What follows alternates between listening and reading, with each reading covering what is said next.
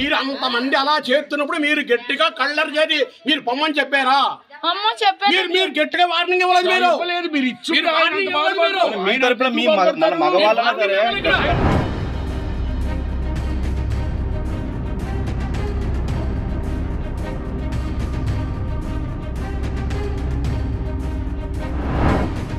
అర్చకులు కానీ పురోహితులు కానీ ఎవరైనా సరే ఏదైనా అన్నా సరే మొత్తం విశ్వ హిందూ పరిషత్తు, బజరంగ దళు, శ్రీరామ హిందూ సేవా సంఘం, బ్రాహ్మణ సేవా సంఘం, ఎన్ని సేవా సంఘాలు ఉన్నాయి అన్ని సేవా సంఘాలు కూడా రాష్ట్ర వ్యాప్తంగా ఇక్కడ ధర్నా జరుగుతుంది.